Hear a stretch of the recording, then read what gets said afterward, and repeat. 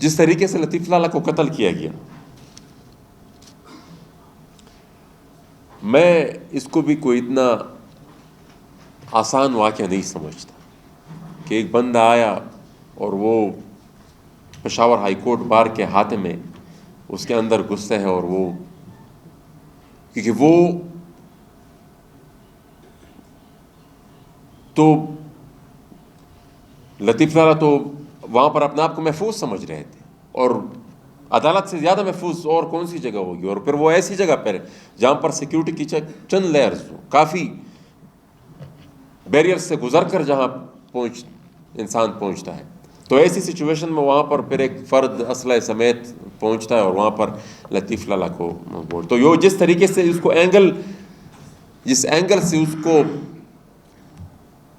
اس کی توجہ ہٹانے کی کوشش کی گئی، جو موڑ دینے کی اس کو کوشش کی گئی ہے، میرے خیال میں یہ بھی یہ اور ایک انتہائی گہری سازش ہے۔ یہ جتنی بھی انویسٹیگیشن ہوئی، جتنی بھی وہ آفیشل سے میری بات ہوئی، جہاں سے یہ بات شروع ہوتی ہے، یہ مسئلہ جہاں سے شروع ہوتا ہے، اس کی کسی کے ساتھ کوئی ڈیٹیل نہیں کہ یہ پرابلم شروع کہاں سے ہو رہی ہے اور کس طریقے سے ہو رہی ہے، اور پھر جو تصاویر اس فرد کی جس نے لطیف لالہ پر فائرنگ کی، وہ پھر ساری دنیا کے سامنے ہے کہ کس طریقے سے کہاں ان کی اٹھک بیٹھک ہوتی تھی۔ تو یہ ایک انتہائی گہرا منصوبہ تھا اور حکمت عملی تھی، جس کے لیے ہمیں بھی تیار رہنا پڑے گا، کیونکہ وہ تو یہاں پر جتنی بھی استعماری قوتیں ہیں، یہ جو انگریز کی جو باقیہ جات ہیں، وہ تو اس میں کافی تجربہ رکھتے ہیں، وہ تو اس طریقے کے منصوبے بنانا، کسی بھی بات کو ایک علاقائی اور قبیلوی دشمنی کا نام دینا، وہ کوئی اتنا بڑا مسئلہ نہیں تھا۔ عثمان کاکڑ شہید کا واقعہ ہمارے سامنے موجود ہے، اس سے پہلے کئی اس طرح کے واقعات ہوئے جو جس کو کوئی سا بھی موڑ دے کر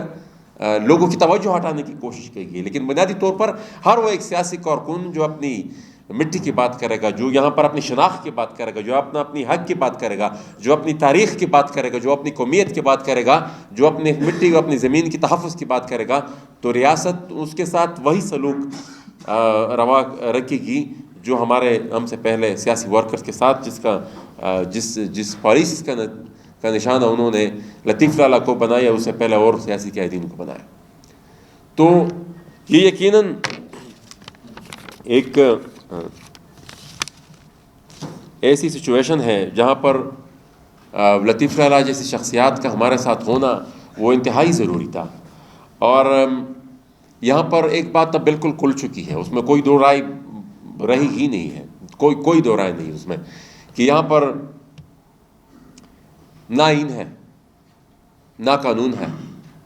نہ یہاں پر کوئی ضابطہ ہے، نہ یہاں پر کوئی ضابطہ ہے، یہاں پر کلم کلا بدماشی ہے، یہاں پر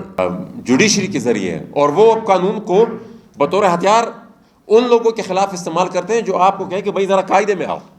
ذرا آئین کے مطابق آؤ، قانون کے مطابق آؤ، ہمارا اور آپ کا رشتہ اور کوئی نہیں، صرف اس آئین کے تحت ہے، اور اس آئین کے تحت جو قوانین بنے ہیں یہی ہمارا اور آپ کا رشتہ ہے، اس کے علاوہ ہمارا کوئی رشتہ نہیں۔ یہاں جو قومیت ہے، آباد ہے اس ملک میں، ان کی اپنی ایک تاریخ ہے،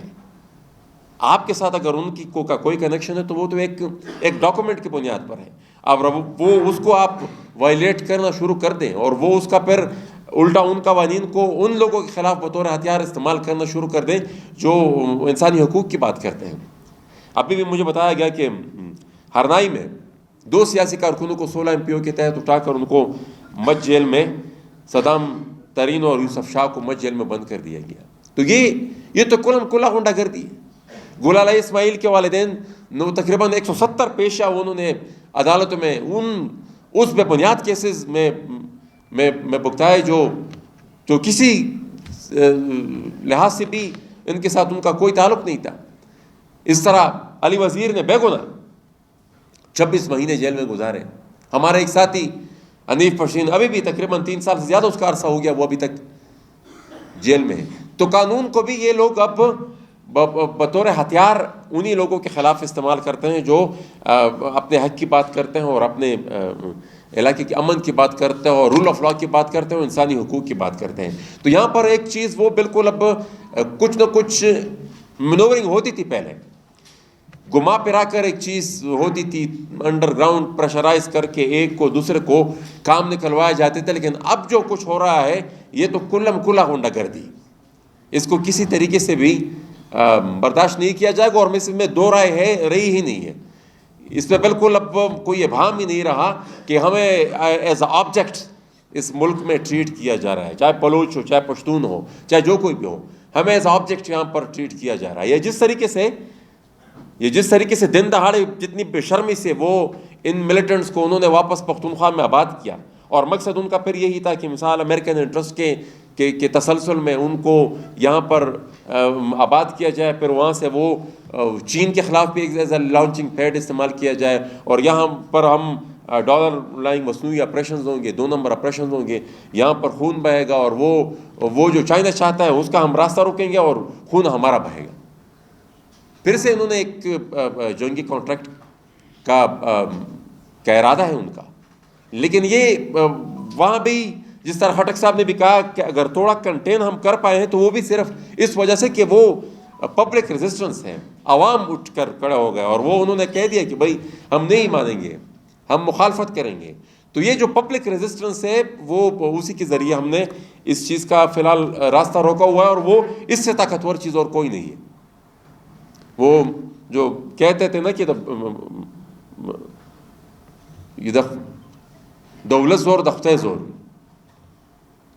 وہ انسانی طاقت، عوام کی طاقت کے سامنے کوئی بھی قوت نہیں ٹھہر سکتی۔ اور یہ جو لوگ یہاں پر اٹھاتے ہیں، اغوا کرتے ہیں، اور پھر مسخ شدہ لاشیں یہاں پر جگہ جگہ پھینک دیتے ہیں، یہ بڑے کمزور لوگ ہیں، یہ بڑے کمزور لوگ ہیں۔ لیکن آپ زندہ مثال آپ کی دیکھیں، یہاں پر ایک جرنیل تھا، وہ کہتا تھا کہ بھائی علی وزیر معافی مانگے گا، تو آج وہ کہاں بیٹھا ہوا ہے، اور علی وزیر کل گیا اپنے علاقے میں، سب نے دیکھا۔ پھر تو وہ ہم نے صرف تھوڑا صبر اور استقامت اور ایک منظم طریقے سے اس کے خلاف متحد ہونا ہے اور صف بندی کرنی ہے۔ یہ مطلب اندر سے کھوکھلے ہو گئے ہیں وہ ان کا مقابلہ اتنا مشکل نہیں ہے، لیکن ہمیں اپنی تھوڑی صف بندی دکھانی ہوگی اور مایوس نہیں ہونا ہوگا۔ پولیٹیکل ورکر کے لیے میرے خیال میں زندگی میں سب سے ناکامی کے دن وہ ہوگا جب وہ مایوس ہو جائے، کیونکہ مایوسی میں ہماری کوئی بقا ہی نہیں ہے، کوئی وے آؤٹ ہی نہیں ہے، کوئی راستہ ہی ہمیں مایوسی میں جب تک ہماری حرکت جاری رہے گی ایک دن ہم اپنے لیے راستہ نکال لیں گے، لیکن مایوس ہم نے نہیں ہونا۔ میں آخر میں ایک دفعہ پھر تمام ساتھیوں کا، جتنے بھی یہاں پر سیاسی قائدین آئے، ان سب کا میں مشکور ہوں